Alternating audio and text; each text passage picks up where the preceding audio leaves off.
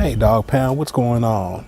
Hey, so if some of you already have known, a few weeks ago we had a YouTube collaboration where we all got together and we went over to T. Roy Cooks' place and we just had a great time. We cooked a bunch of different things and we had a special guest come in from Los Angeles, Mr. Harry Sue from Slap Your Daddy Barbecue. As I said, it was a fantastic time. I wish everybody could have been there to see what was going on. So what I did was I tried to compile my videos where I really tried not to edit out as much as I possibly could so you guys can see a lot of the behind the scenes and this and that and the other. So that's what I did. And so because it's a pretty lengthy video, you'll probably see this video in parts. So don't be surprised if you see part 1, 2, 3, 4, whatever. I just don't want to put out a video that's like super long. That way you guys can get little tidbits of it, you know, here and there. So anyway, this is what I put together, so I hope you guys enjoy it. And again, hey, if you're not part of the Dog Pound, make sure you click on that subscribe button and turn on the notifications, man, so you get notified every time I upload a video. The other thing is, guys, make sure that you go and look at all the content creators' videos from this event, because I couldn't capture everything. There was a lot going on. So I'm going to link everybody's channels down below, so you make sure you go check them out, give those guys support, give them thumbs up, and hey man, I hope you guys enjoy it. All right, let's get it.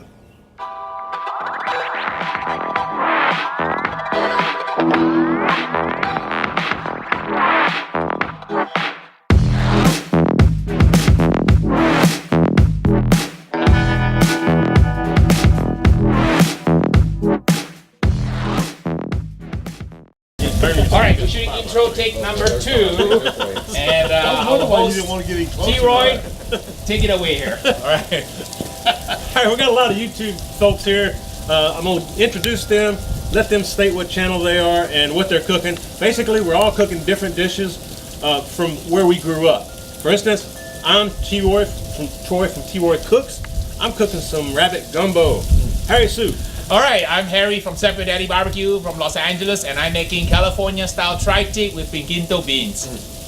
Brother James. And I'm James with HBT Smokers, and I will be doing Texas-style pork ribs. Kenneth. I'm Kenneth with What's New Barbecue. I'm going to be doing straight dry rub wings. Chef Johnny. I'm Chef Johnny, Texas-style barbecue and cuisine, and I'm going to be doing some pulled pork tacos with a chili ancho sauce. Alton, Dogfather. Hey, I'm Alton from the Dogfather's Barbecue YouTube channel, and I'm going to be doing a cream cheese stuffed meatloaf. We got Scott over here from Texas Sausage Company. He brought some of his homemade sausages for us to try today. Appreciate that, Scott. You're welcome. All right, folks, it's on. Let's get cooking. Good. Let's do it. That's some good eats. That was way better. glad you approved. Oh, you know what? And guess who didn't hit record? Somebody can loan me some footage, man. Oh, yeah. We do that. Those handmade vodka, right? Yes. What else is in there? Ocean spray, Ocean spray, cranberry, and Tito's. That's it. And what's your drink called? You know, there really isn't a name for this one. You have to come up with the name. This is YouTube. We're going to call this the YouTuber special, since there's so many here. Okay. Or maybe we call it the Titanic Tito's Terror, something. We'll let someone leave a comment in the section below. Yes. Name this drink. Naming the drink, and the best one, I'll ship them a prize of some sort. Okay, and the drink looks like, let me get a shot of it, how it looks like on the inside. Oh yeah, we can see the color of it. Yeah. Okay, so it's kind of like a cranberry mango drink with a shot of vodka, right? Lots of vodka. Yeah, a lot of shots. A lot of shots. A lot of shots. He said shots. Shots. Five shots of vodka. 5 shots. All right, so here's I didn't even see what size. Oh, this is a 4.5 pound rack of spare ribs, and I'm actually going to remove this brisket bone here. Step 1, remove brisket bone. Use sharp knife. Yes, very sharp. I am going to remove this flat, because when it cooks, it'll rise up, and then you don't want to have rub and then a bald spot. Okay, remove the flat or knife rim. Now you can save this. It's actually really good meat. You can save it, cook it, A lot of times I'll throw it on the grill just to snack on. I use it to make tacos. It's good to make Yeah. tacos. Some beans. Three I mean, tacos, yeah, three you can use it tacos. for a number of things. We're probably not gonna use it today, but because we have so much food already. This is over this fat here. A lot of times I'll just cut off, I'll come in one bone, but you can cut this fat off. So that's called the false lean, or the insertion point to the pectoralis. And a lot of times there's a lot of fat and sinew on it. You can trim it off like James does, or sometimes when we're lazy, we just cut the first bone off. Yeah, that's So, you know what? That's good, right there. Oh, well, you know, I probably do that. but we should do that for the camera, so Yeah. people at home can know that we pit masters, sometimes we get very lazy. Because, Yeah. you do this a lot, right? I cut that off 99% of the time. All right, so haters, please hate James, okay? don't hate the rest of us. We're just shooting footage up here. We're just shooting footage up here. We're just innocent all bystanders here. the peanut gallery people here. Yeah, so I am gonna Bystanders. shake this up a little bit. Just come and you flip it over. You can feel there's a bone right here. It is what it is. Get that off. You good? Pretty much all I'm gonna do to that. And we are going to remove the membrane. Just get right underneath this skin here. Use the tip of your knife, back of a fork, butter knife, whatever. Okay, get it. Pull it out some. You want to tell them why you're using a piece of napkin, James? So yeah, you want to use a paper towel, napkin.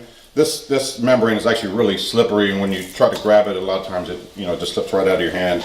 So to use a napkin, you're just able to grab it a whole lot easier, and then pull it right off. See, like a pro. He's done this before. A time or two.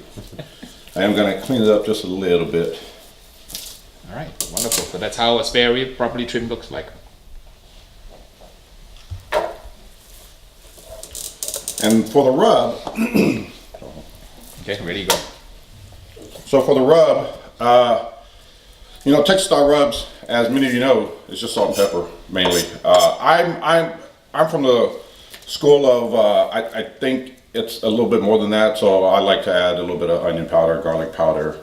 Not a whole lot. The two main ingredients I still try to keep salt and pepper, but I like to add a little bit of extra stuff today, and that's actually what we're gonna do today.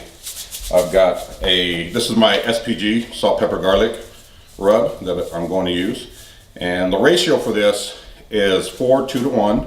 4 being kosher salt, 4 parts being kosher salt, 2 parts being granulated garlic, and 1 part being the coarse black pepper.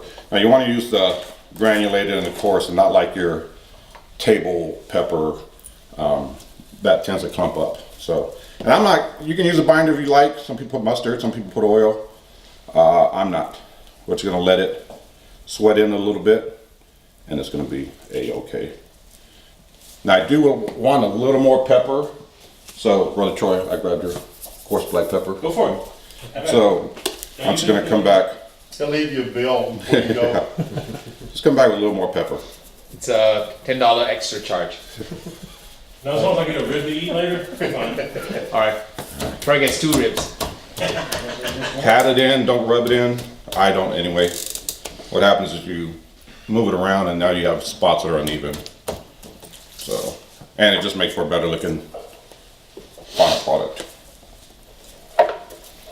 Yeah, you can, since it's unlike a brisket that's really thick, ribs are a lot thinner. So, and with the kosher salt being the main ingredient, you can definitely overpower it if you go too much. I think a lot of times people drop so much rub on a rib that all you taste is a rub. You're not tasting that pork rib, and I think that's a big mistake a lot of people make at home or at competition, either one. Masking the natural flavor of the good meat. Right, you got to be able to taste. I mean, ultimately, you want the meat. Everything that goes on that meat should enhance the meat, not cover it up. So that's what it should look like. That's how I like it once it's done. Yep, just a nice I've light had touch. James's ribs before. He cooks good ribs, so we're gonna eat good today. They're spot on. Yeah, those are usually different though. I'm keeping simple. But That's all right. I know the masters at work. and that's it. I do have another rack that I'm going to do, but you know, we'll do that off camera. And we're going to get them on the, I believe we're cooking these on the Lone Star grill.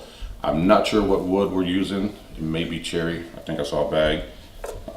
T-Roy is going to have to let us know what wood we're using. But we're going to get these on the Lone Star, and I think we're cooking at 250 degrees. So it should take, I don't know, 4 hours maybe. Total cook time is my guess. So that's it. We'll get them on the smoker. Alright guys, this is Kenneth with What's New Barbecue. Our buddy Justin from Baby Back Maniac couldn't be here, and y'all know where he's from Arkansas, so we thought we'd put together some Arkansas barbecue sauce in honor of his absence, so we can still have a little bit of his barbecue love with us today. So what we're putting in this sauce is apple cider vinegar. We have some molasses, full flavor. Minced garlic. It called for granulated garlic, but minced will work fine. We have an onion that we're going to dice up as well and get that in there. A red apple. And some cayenne pepper for a little kick in there. And then you got your staple, the regular black pepper. And here, I chose smoked paprika. Brother Troy had sweet or hot. We figured sweet would work better in this instance here. And we have our mustard, our dry mustard right here. And you can't have some barbecue sauce without your brown sugar love. So those are the ingredients that we're putting in here for this Arkansas barbecue sauce in honor of Justin from Baby Back Maniac. And we're gonna get all this put together, get some onions diced up, some apples, and we'll catch back up with y'all. So, you know, stay tuned. We're gonna have lots and lots of barbecue coming your way. If not live, we'll have it on our channels. Yeah, So it's gonna be super fun. Yeah, so you have, as you can see, all the cameras. I mean, there's going to be, you know, We're Alton's not going to a have shortage of cameras. right. are we? Alton's going to have a video up. Harry will have a video up. Troy will have a video up. We have to cook fast because it's freaking freezing. Hey, I'm from California. This 30-degree weather, right? Does not sit And well I'm with me. shooting A mixture of oil and water. Oil and flour, I'm sorry. And it can be butter, it can be olive oil, canola oil, vegetable oil, but you have equal parts flour and oil. You know that is another fat. 3-hour argument right there. It is. And I've never cooked on my flat top here, but we read it a while ago and it was like 450 Fahrenheit, Yeah, Harry. good enough. So that's hot enough to make a roux. And I'm not measuring anything, I'm just going by eye because I've made this plenty of times. So the oil's already in there. That's about maybe have a cup of oil in there. Yeah, Yeah, give or take, and Yeah, then maybe little bit. another 4 tablespoons of flour. And in the South, everybody makes a different kind of roux, right? Yes. And people swear by their version of roux. Some like a light roux, and a light roux is just toasted for maybe about 2-3 minutes.